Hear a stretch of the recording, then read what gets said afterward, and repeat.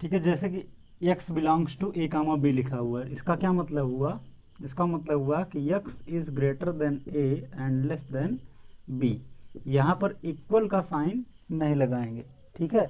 अगर इसको real line पे या नंबर लाइन पे शो करना होगा तो हम कैसे शो करेंगे, इधर क्या होगा माइनस इनफाइनाइट, ये मान लेते हैं a है और ये मान लेते हैं b है, ठीक है। a छोटा है b से, ठीक। सो इसके लिए a जो है x जो है वो a के इक्वल नहीं है और b के इक्वल है, इन दोनों के इक्वल नहीं है। इसके लिए हम a और b को एक्सक्लूड कर देंगे। एक्सक्लूड करने के लिए हम लोगों ने क्या बनाया, यहाँ पर ओपन सर्किल बनाया, ठीक है। डार्क सर्किल नहीं बनाया, वाइट सर्किल बनाया, ठीक है। तो a को छोड़ दिया, ठीक है ना, a इसमें शामिल नहीं है, b इसमें शामिल है, लेकिन इसके बीच की सारी वैल्यूज शामिल है, ठीक है। तो इसके लिए हमने क्या बनाया, a से लेकर के b तक एक लाइन ड्रॉ कर दी, ठीक है। सो a से बड़ी, ठीक है, सारी वैल्यूज कहाँ तक, b तक, b के इक्वल नहीं होना चाहिए। ये सब क्या है, ये हो सकती हैं वैल्यूज ऑफ x, ये x की वैल्यूज हो सकती हैं, ठीक। कहाँ से कहाँ तक, a से लेकर के b तक, ठीक है। तो इस तरीके से ओपन इंटरवल और क्लोज इंटरवल को हम लोग डिफरेंट फॉर्म में रिप्रेजेंट करते हैं, ठीक है ना। ये रियल लाइन पे रिप्रेजेंटेशन है और ये क्या है, इनइक्वालिटी के टर्म में रिप्रेजेंटेशन है, ठीक है। सो हमें दोनों की भी ज़रूरत पड़ती है, ठीक है। अभी हम लोग जब सॉल्व करेंगे प्रॉब्लम्स काफ़ी ज़्यादा तो हमको समझ में आ जाएगा कि कहाँ किसकी ज़रूरत है। ये सारे कॉन्सेप्ट बहुत ही ज़्यादा इंपॉर्टेंट है, आगे पूरी की पूरी कैलकुलस में इन सभी का यूज़ करना है, ठीक है। इसलिए इनको आप ढंग से समझ लें, जो भी समझ में नहीं आ रहा है उसको आप पूछें, कमेंट करें, ठीक है, मैसेज करें। मैं ज़्यादा से ज़्यादा कोशिश करूँगा कि कोई भी डाउट किसी भी स्टूडेंट को ना रहे, ठीक है। अब नेक्स्ट क्या है, नेक्स्ट को हम लोग बोलते हैं मिक्स्ड इंटरवल। मिक्स्ड इंटरवल का मतलब ओपन और क्लोज दोनों साथ साथ, जैसे कि ऐसे हो सकता है ना, a कामा b, इस तरीके से, या फिर a कामा b, ठीक है, इस तरीके से, इधर ओपन हो इधर क्लोज हो, इधर क्लोज हो इधर ओपन हो, ठीक है, इन दोनों में से। तो अगर ऐसे लिखा हुआ है तो इतना याद रखो कि जहाँ पे ओपन ब्रैकेट लगा है, स्मॉल ब्रैकेट लगा है, उस वैल्यू को शामिल नहीं करना है, जहाँ पे क्लोज ब्रैकेट लगा है उस वैल्यू को शामिल करना है, ठीक है। तो क्या लिखेंगे, all values from a to b excluding a but including b। a को शामिल नहीं किया, a को क्या कर दिया, एक्सक्लूड कर दिया, लेकिन किसको इंक्लूड किया है, b को शामिल किया है, ठीक है। तो इसको रिप्रेजेंट कैसे करेंगे, नंबर लाइन पे अगर मैं रिप्रेजेंटेशन देखूं तो ये minus infinite two plus infinite, यहाँ पे a, यहाँ पे b, ठीक है। a को शामिल नहीं किया इसलिए सर्किल कर दिया, और b को शामिल कर लिया इसलिए डार्क कर दिया, ठीक है। सो इससे यहाँ तक मिला दिया, ठीक है। तो a से बड़ी सारी वैल्यूज कहाँ तक, b के इक्वल या फिर b से छोटी। तो ये x की वैल्यू हो सकती है अगर ऐसे लिखा हुआ है x belongs to a comma b, ठीक है। इसको इनइक्वालिटी के टर्म में कैसे लिखेंगे, x जो है a से बड़ा है, ठीक है, इक्वल नहीं है, और b से छोटा है, इक्वल हो सकता है। तो इस तरीके से इसको हम रिप्रेजेंट करेंगे, जहाँ पर बड़ा ब्रैकेट लगा हुआ है वहाँ पे इक्वल लगाएंगे, जहाँ पर छोटा ब्रैकेट है वहाँ पर इक्वल नहीं लगाएंगे, ठीक है। तो ये हो गया x belongs to small bracket a comma b। अगर ऐसे लिखा हुआ है, ठीक है, अगर इस तरीके से लिखा है x belongs to big bracket a comma b small bracket, तो इसका क्या मतलब, इसका मतलब है all values from a to b including a but excluding b, ठीक है। सो a को अब की बार इंक्लूड किया गया, और किसको एक्सक्लूड करेंगे, b को, ठीक है। जिसके साथ स्मॉल ब्रैकेट उसे एक्सक्लूड करना है, जिसके साथ बिग ब्रैकेट इसको इंक्लूड करना है। तो रियल लाइन रिप्रेजेंटेशन क्या होगा, यहाँ पे माइनस इनफाइनाइट, यहाँ पे प्लस इनफाइनाइट, अगर ये a है और ये क्या है, b है, ठीक है ना। सो b को क्या करना है, एक्सक्लूड, मतलब b पे सर्किल करेंगे और a पे डार्क करेंगे, उसके बाद दोनों को मिला देंगे, ठीक है। सो a के इक्वल और a से बड़ी सारी वैल्यूज और b से छोटी सारी वैल्यूज, b के इक्वल नहीं लेना हमको, जो x है उसकी वैल्यू हो सकती है, ठीक है। तो अगर ऐसे लिखा हुआ है x belonging to a comma b, और इसको कैसे लिख सकते हैं, इसको रिप्रेजेंट कर सकते हैं, x जो है वो a से बड़ा है, ठीक है, और बराबर भी है, ठीक है, और b से छोटा है। तो इस तरीके से हम लोगों ने क्या क्या देखा, ठीक है, हम लोगों ने नंबर सिस्टम देख लिया, नंबर सिस्टम का इंट्रोडक्शन देखा, ठीक है, थोड़ा थोड़ा सा।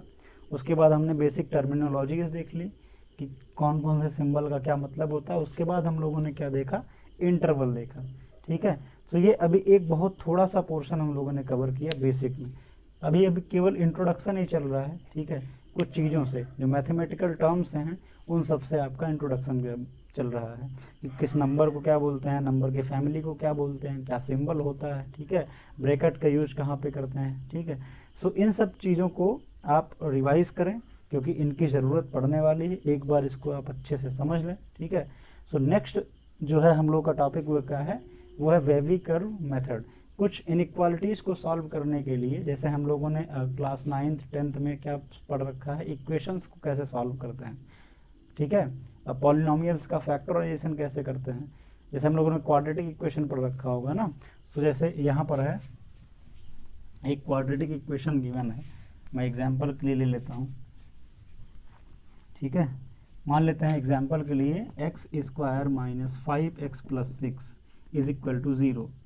ये हमारे पास इक्वेशन है, इसको क्या बोलते हैं, इसको बोलते हैं इक्वेशन। इक्वेशन क्यों बोलते हैं, क्योंकि यहाँ पे इक्वल का सिंबल लगा हुआ है, ठीक है ना, इक्वल का सिंबल लगा हुआ है, इसलिए इसको क्या बोलेंगे, इक्वेशन, ठीक है।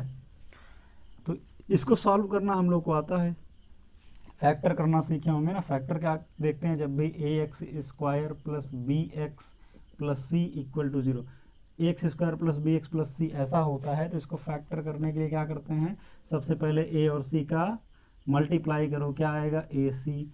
अब इस ए सी को ऐसे दो फैक्टर में ब्रेक करो, ठीक है, जिससे कि अगर यहाँ पे प्लस हो तो ऐड करने पे बी हो जाए, और अगर यहाँ पे माइनस हो तो सब्ट्रैक्ट करने पर बी हो जाए, ठीक है।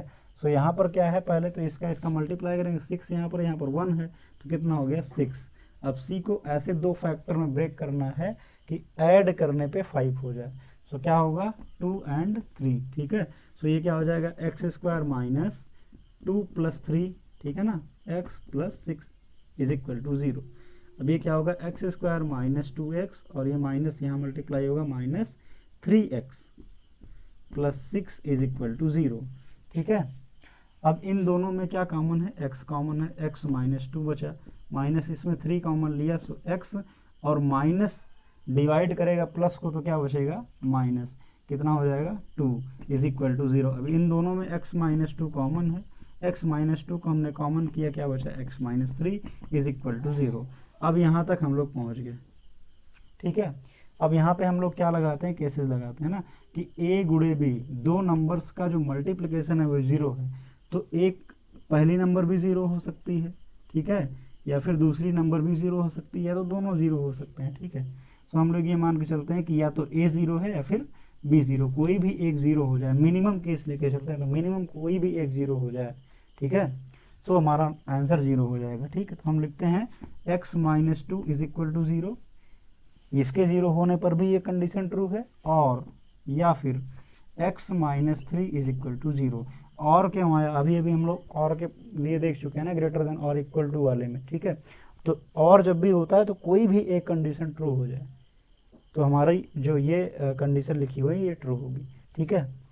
तो यहाँ पे 0 बनाना है, 0 बनाने के लिए ये भी हो सकता है और ये भी हो सकता है, ठीक है। तो हमने क्या लगाया, और लगाया। अब यहाँ पे x की वैल्यू कितना आएगी, 2, और x की वैल्यू कितना आएगी, 3। तो x की वैल्यू 2 हो सकती है या फिर 3 हो सकती है, x इज इक्वल टू 2 या फिर 3। तो 2 या 3 दोनों में से कोई भी एक रखोगे 0 हो जाएगा, ठीक है ना, दोनों में से कोई भी एक रखोगे 0 हो जाएगा। तो इस तरीके से हम लोगों ने इसको सॉल्व करना पड़ा है क्वाड्रेटिक इक्वेशन में।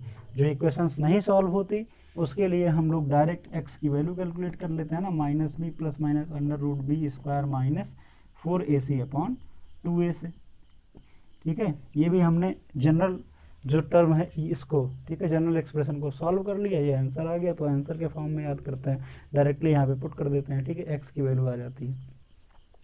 सो ये सब क्लास 10th के लेवल पे आप कर चुके हो, तो ये सब इजीली हो गया यहाँ पर, यहाँ तक तो सारे प्रोसेस वही हैं, यहाँ तक आओगे तो इक्वल का कोई मतलब नहीं था, ठीक है, हमको केवल फैक्टर करना था।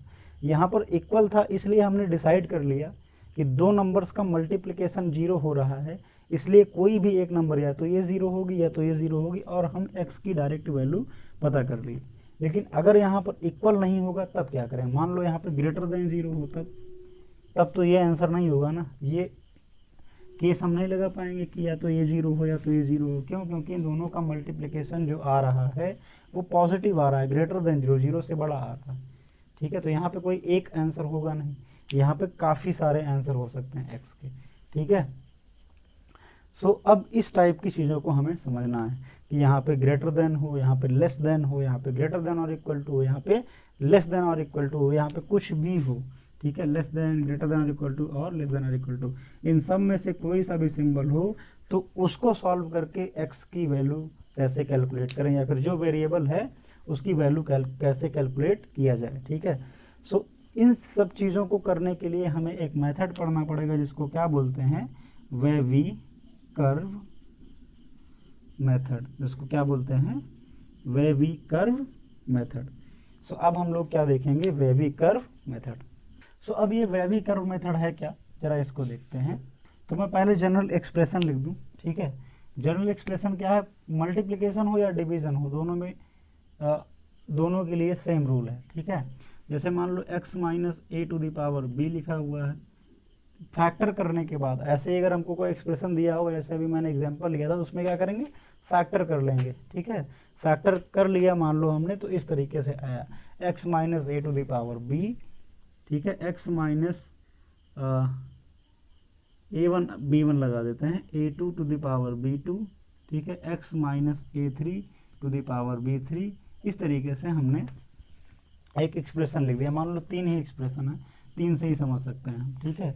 और ऐसे मल्टीप्लिकेशन में दिया हुआ है x minus a1 to the power b1 into x minus a2 to the power b2, divide में मान लो x minus a3 to the power b3 into x minus a4 to the power b4, मान लो ऐसे लिखा हुआ है। सो division का भी देखते हैं और मल्टीप्लिकेशन का भी।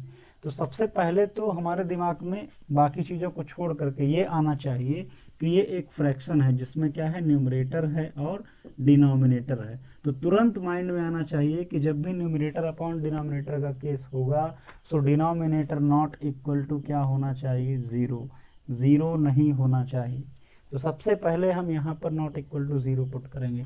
ये 0 कब होगा, जब x की वैल्यू a3 हो, यानी कि x की वैल्यू a3 नहीं होनी चाहिए, यहाँ पर x की वैल्यू a4 नहीं होनी चाहिए, ठीक है। सबसे पहले हमारी नज़र यहाँ पर जानी चाहिए जब भी न्यूमरेटर अपॉन डिनोमिनेटर का केस हो, ठीक है। सो x जो होगा वो a3 नहीं होगा और a4 नहीं होगा, ठीक है। सो ये इतना, जब भी ये न्यूमरेटर और डिनोमिनेटर केस होगा तो ये पहले कर लेंगे, उसके बाद हम लोग मेथड देखते हैं, उसके बाद बाकी कुछ भी अप्लाई करेंगे। सबसे पहले माइंड में वो सेट कर लेंगे, ठीक है। यहाँ पर ऐसा कोई केस नहीं है। अब ये मेथड क्या बोलता है कि सबसे पहले गिवन एक्सप्रेशन के क्रिटिकल पॉइंट्स फाइंड आउट करो, ठीक है ना। स्टेप 1 क्या है, find critical points. Critical points का मतलब जहाँ पे एक्सप्रेशन क्या हो, इक्वल टू 0, ठीक है। Point at which expression equal to 0। So पूरा एक्सप्रेशन 0 कब होगा, कोई भी एक 0 हो जाए तब ना। तो अगर इसके लिए देखेंगे तो इसके लिए x is equal to a1 पर 0 हो जाएगा, ये क्रिटिकल पॉइंट हो गया। इसके लिए देखेंगे x is equal to a2 critical point हो गया। इसके लिए देखेंगे x is equal to a3 critical point हो गया, ठीक है। तो सारे क्रिटिकल पॉइंट्स आ गए, ठीक है। अब दूसरा क्या है, represent all critical points at real line, ठीक है ना। रियल लाइन यानी कि नंबर लाइन पे इनको रिप्रेजेंट करो। तो नंबर लाइन पे हमने क्या कर दिया, रिप्रेजेंट कर दिया, ठीक है। मान लेते हैं कि A1 छोटा है, A2 उससे बड़ा है और A3 उससे बड़ा है।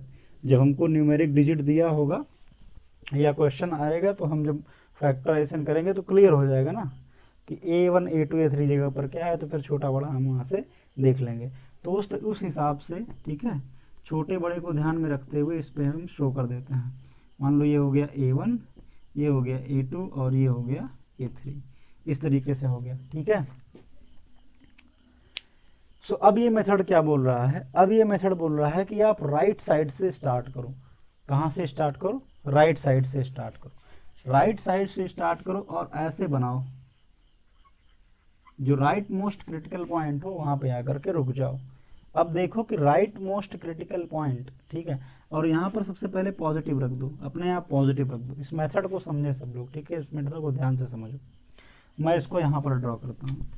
सो अगर मैं सारे क्रिटिकल पॉइंट्स को शो करूँ, सो ये क्या हो गई, रियल लाइन हो गई, ये हो गई रियल लाइन। यहाँ पे A1 हो गया, ये A2 हो गया और ये A3 हो गया। सो मेथड क्या बोल रहा है, मेथड बोल रहा है कि सबसे पहले राइट से स्टार्ट करो और इस तरीके से बनाते आओ। कहाँ पर रुको? राइट मोस्ट क्रिटिकल पॉइंट पे रुको और यहाँ पे क्या बना दो, पॉजिटिव बना दो, प्लस, ठीक है। अब देखो कि ये A3 आ किस फैक्टर से रहा है, किस फैक्टर से हमको A3 मिल रहा है।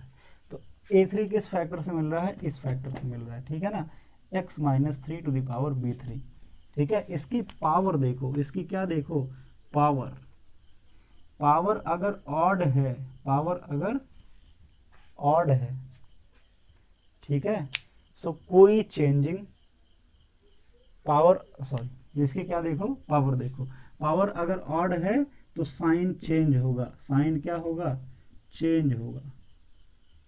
पावर अगर इवन है, पावर अगर इवन है तो नो चेंजिंग, कोई भी चेंजिंग नहीं होगी, साइन वही रहेगा। सो यहाँ पर हमने देखा, मान लिया एग्जाम्पल के लिए हमने इसको ऐसे लिख दिया 1, इसको लिख दिया 2, इसको लिख दिया 3। सो यहाँ पे जब हमने पावर देखा तो पावर क्या निकली, ऑड, ऑड का मतलब साइन चेंज, तो पॉजिटिव था। अब हम आगे बढ़ जाएंगे और ये क्या हो जाएगा, नेगेटिव, ठीक है, ये क्या हो जाएगा, नेगेटिव। उसके बाद फिर देखो A2 फिर वही काम रिपीट करना है। अब A2 के देखो इस ब्रैकेट से आया था, ठीक है, इसकी पावर क्या है, 2 का मतलब इवन, इवन का मतलब नो चेंजिंग, जो साइन था वही रहेगा। सो हम पहुंच जाएंगे A1 पे, माइनस था तो क्या रहेगा, माइनस ही रहेगा, ठीक है। उसके बाद A1 पे पहुंच गए। अब A1 पे जाने के बाद फिर देखेंगे A1 किस ब्रैकेट से आया है, A1 इस फैक्टर से यानी कि इस ब्रैकेट से आया है और इसकी पावर कितनी है, 1 का मतलब क्या होता है, ऑड, ऑड है तो साइन क्या होगा, चेंज होगा, माइनस था अब क्या हो जाएगा, प्लस हो जाएगा, ठीक है।